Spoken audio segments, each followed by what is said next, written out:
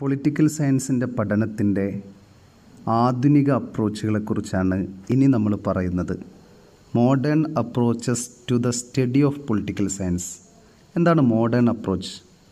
20-ാം നൂറ്റാണ്ടിൻ്റെ തുടക്കത്തോടെ പൊളിറ്റിക്കൽ സയൻസിൻ്റെ പഠന മേഖലയിൽ വികസിച്ച പുതിയ രീതികൾ, സിദ്ധാന്തങ്ങൾ, കാഴ്ചപ്പാടുകൾ എന്നിവയാണ് ആധുനിക സമീപനങ്ങൾ എന്ന് പറയുന്നത്.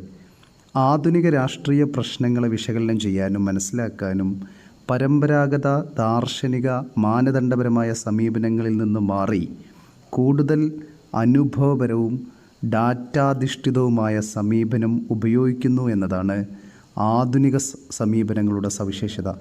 പരമ്പരാഗത സമീപനങ്ങളിൽ നിന്ന് മാറി കുറച്ചുകൂടി ശാസ്ത്രീയമായ സമീപനം ഉപയോഗിക്കുന്നു എന്നതാണ് ആധുനിക സമീപനങ്ങളുടെ സവിശേഷത.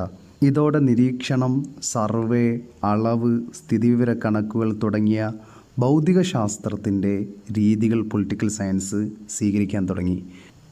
കുറച്ചുകൂടി ഫിസിക്കൽ സയൻസിൻ്റെ മെത്തഡോളജികൾ പൊളിറ്റിക്കൽ സയൻസിൻ്റെ പഠന മേഖലയിൽ കൂടി കൊണ്ടുവന്നതാണ് മോഡേൺ അപ്രോച്ചിൻ്റെ പ്രത്യേകത.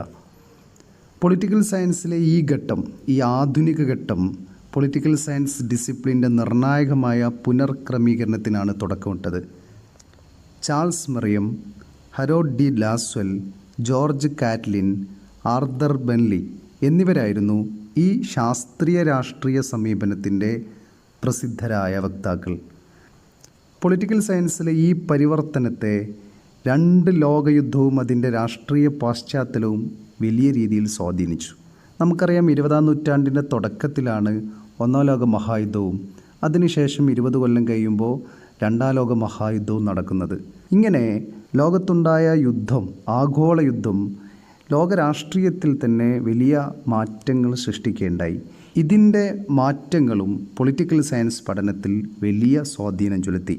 അതോടൊപ്പം പ്രായോഗികത, ലോജിക്കൽ പോസിറ്റിവിസം, ബിഹേവിയറൽ സൈക്കോളജി തുടങ്ങിയ അക്കാലത്തെ വിശാലമായ ഭൗതിക പ്രസ്ഥാനങ്ങളും ആധുനിക സമീപനം പൊളിറ്റിക്കൽ സയൻസിൽ ഉണ്ടാവുന്നതിൻ്റെ വികാസത്തിന് വളരെയധികം സംഭാവന നൽകി. ചുരുക്കത്തിൽ 20-ാം നൂറ്റാണ്ടിൻ്റെ തുടക്കത്തിൽ പൊളിറ്റിക്കൽ സയൻസിൻ്റെ പഠന മേഖലയിൽ ശാസ്ത്രീയ അടിത്തറ ഉണ്ടാവുന്നതിന് സുപ്രധാനമായ കാലമായിരുന്നു ഇത്. പൊളിറ്റിക്കൽ സയൻസിൻ്റെ പഠനത്തിൽ ശാസ്ത്രീയമായ അടിത്തറ, ശാസ്ത്രീയ പഠനത്തിൻ്റെ ടൂളുകൾ ഉപയോഗിക്കുന്ന ഒരു കാലമായിരുന്നു ഇത്. രാഷ്ട്രീയ പ്രതിഭാസങ്ങൾ പഠിക്കാൻ പണ്ഡിതന്മാർ അനുഭവപരവും ശാസ്ത്രീയവുമായ രീതികൾ അവലംബിക്കാൻ തുടങ്ങി. സ്ഥിതിവിവര കണക്കുകൾ, ഒബ്സർവേഷൻ, സർവേ മെത്തേഡ് തുടങ്ങിയ ഭൗതിക ശാസ്ത്രത്തിൻ്റെ രീതികൾ പ്രയോജനപ്പെടുത്താൻ തുടങ്ങി. രാഷ്ട്രീയത്തെ കൂടുതൽ വസ്തുനിഷ്ഠവും ഒബ്ജക്റ്റീവായിട്ടും വളരെ സിസ്റ്റമാറ്റിക്കായിട്ടും വ്യവസ്ഥാപിതമായിട്ടും വിശകലനം ചെയ്യുക എന്നതായിരുന്നു ഈ അപ്രോച്ചിൻ്റെ പ്രധാനപ്പെട്ട ലക്ഷ്യം.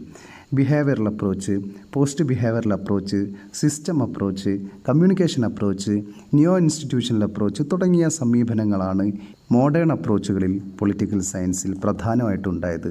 നമുക്ക് പ്രധാനമായിട്ട് ഇവിടെ പഠിക്കേണ്ടത് ബിഹേവിയറൽ അപ്രോച്ചും പോസ്റ്റ് ബിഹേവിയറൽ അപ്രോച്ചുമാണ്. അതിനെക്കുറിച്ച് വളരെ വിശദമായി നമുക്ക് അടുത്ത വീഡിയോയിൽ പറയാം. ഓക്കെ.